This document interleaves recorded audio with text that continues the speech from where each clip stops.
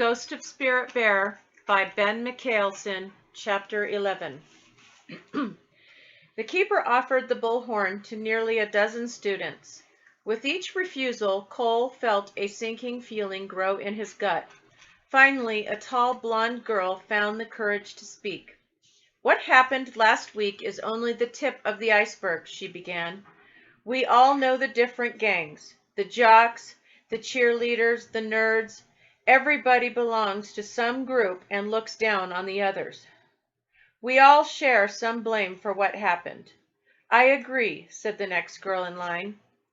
"I've hassled others myself and didn't think it was any big deal, but I guess it probably hurt them plenty."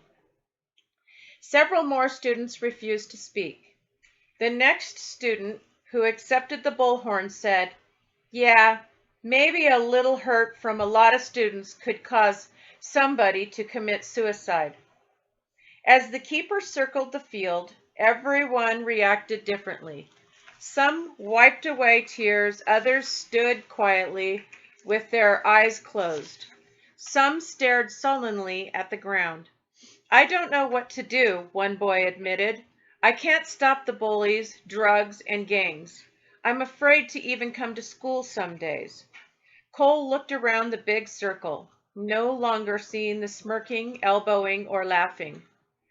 Maybe the circle was working. The sun started to warm the air as the keeper worked her way around the field.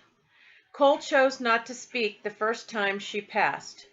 Hopefully, he would have the guts to speak when she asked for solutions. An idea had been prying at him all morning. After nearly an hour, the keeper walked to the center of the field. "I've so appreciated the honesty and respect with which you've spoken this morning," she said. "Now I want all of you to think of this school as something you own. Think of it as a body and yourself as part of it. What can you personally do now to heal your body? What changes can you each make to keep the tragedies of last week from repeating themselves?" Once again, the keeper walked around the circle, offering the bullhorn to each student. "We all have to let bullies know they aren't cool," said one girl. "We have to quit putting each other down," said another. Cole remembered the next student who spoke from having picked on him years earlier. The boy said, "Teachers have the right to teach, and students have the right to learn. Nobody has the right to take away those rights. Nobody." One of the cheerleaders suggested maybe we can have a mentoring program where kids who are flunking a subject can be helped by ones that are acing the course. We could share our strengths. A senior boy shouted through the bullhorn, "Our differences should be our strength, not why we fight."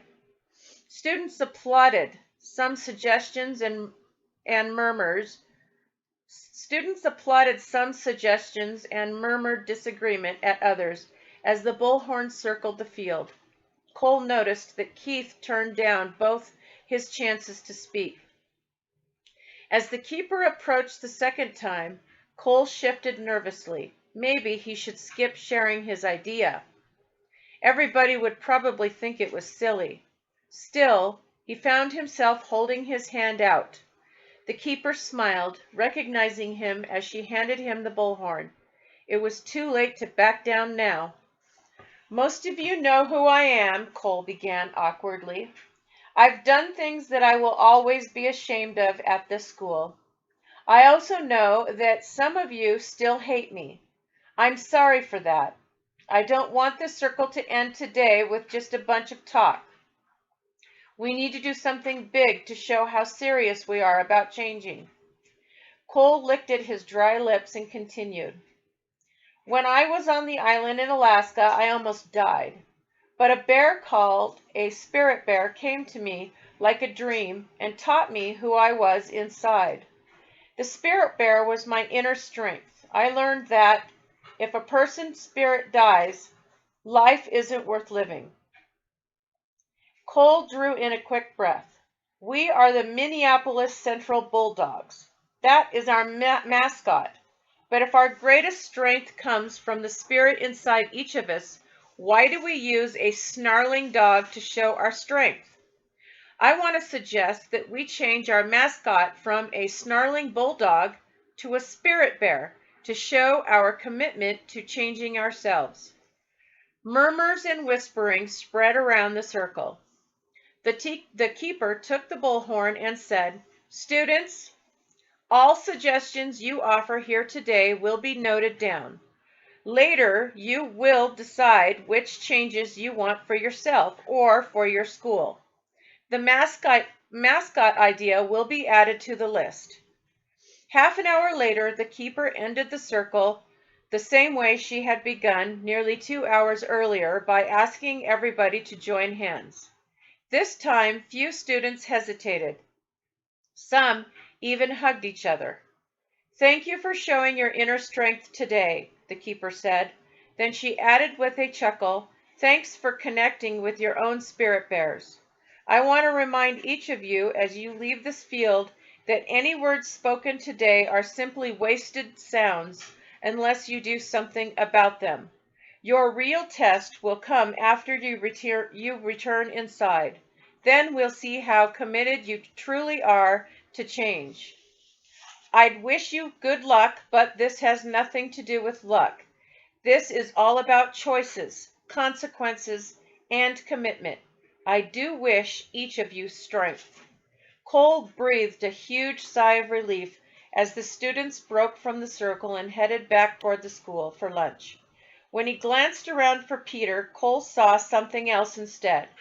The old homeless man standing outside the chain-link fence at the far end of the field. Even from a distance, the familiar hunched shoulders, white blanket, and shopping cart were unmistakable. Cole wondered how long the old bum had been watching. Back in class, most teachers skipped the day's planned lessons and talked instead about making changes. It pleased Cole that nobody had laughed at his suggestion of changing the mascot to a spirit bear. Maybe students could imagine the possibility of changing their own destinies. After school, Peter asked Cole, "How come you didn't tell me about your idea of changing the mascot earlier? Aren't we friends?" Cole gave Peter a quick one-armed hug. "Of course we're friends. I just wasn't sure a spirit bear mascot was such a good idea. That's why. Shoot, that's all anybody talked about in my class the rest of the day." "Hey," Cole asked, "did you see that old guy standing by the fence?" Peter nodded. "I was down at that end. He just showed up suddenly. Then he stood and stared at me. It was kind of spooky." Cole shrugged, probably curious why so many students had gathered around the football field. He was shivering. "All he ever wears is that thin white rag of a blanket," Cole said. "Maybe I should give him the atau. That's warmer." "You can't give him the atau," Cole said, thinking about the colorful blanket Garvey had given him. The atau had helped him to learn respect for his past before he'd given it to Peter. "Let's go to the Salvation Army store and buy him a good warm blanket instead." "Is that what you would want for yourself?" Peter asked. A used blanket from the Salvation Army?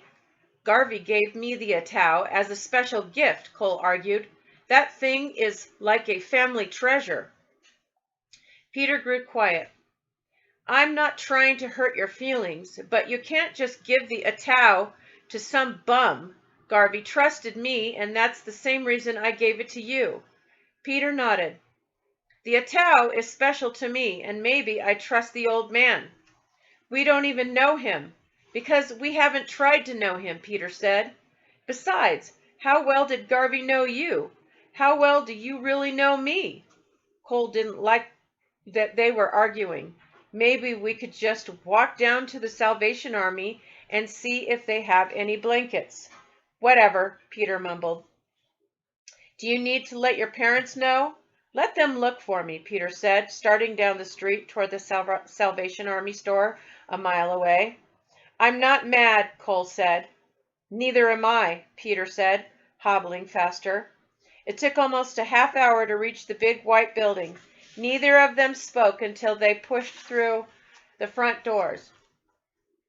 A tired-looking checkout lady directed them behind the women's dresses to a big shelf filled with blankets. There now, you can have your choice, Cole said to Peter. I'll split the cost of buying one, and we'll give it to the old bum as a gift from both of us. Peter silently examined each blanket on the shelf. When he finished looking at the last one, Cole asked, So what do you think? I don't like any of them, Peter said. There's about 500,000 of them. How can you not like any of them? We're looking for something to keep a homeless bum warm, not something to win a contest. I said I didn't like them, Peter snapped, heading toward the front entrance. Cole knew not to argue the point anymore. Let's go past the abandoned building, Peter said. Why? I want to meet the old guy. No way, Peter said. He's probably a drug addict or an ex-convict.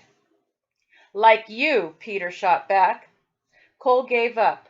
Do whatever you want with the Atau. It's yours. I know that, Peter said. They walked in silence until Peter stopped suddenly and pointed. Ahead of them was the homeless man, struggling to push his grocery cart down the sidewalk. He had a tree stump balanced awkwardly across the top of the basket. The sides of the cart bowed under the weight. Peter angled from the street directly toward the homeless man. Cole followed reluctantly. The grizzled old man didn't notice them at first. He grunted and strained to keep the cart moving. What's he doing? Cole whispered, approaching to within 20 feet. Go ask him. This was your idea, Cole said. Peter hesitated, slowing almost to a halt. Suddenly, the homeless bum stopped and turned to stare at them. Cole and Peter froze in their tracks. Cole was about to run when Peter asked, Do you need help pushing that thing? The man squinted at them. His stringy, combed hair hung to his shoulders. Only a knotted rope around his waist kept his pants from falling down. Slowly, his gaze softened as he recognized them. Then he smiled and shook his head before turning back to his cart. Not pressing their luck, Cole and Peter headed for home. Cole felt bad. This was the first time since being on the island that he and Peter had really argued. Before splitting up, he said, Peter, I'm sorry for things I said today. I just thought it was kind of dumb to give the Atau to a homeless guy. Isn't it kind of dumb trying to make friends with Keith and changing the mascot name to Spirit Bear? Cole grinned. Not any dumber than thinking the whole school could meet in a circle.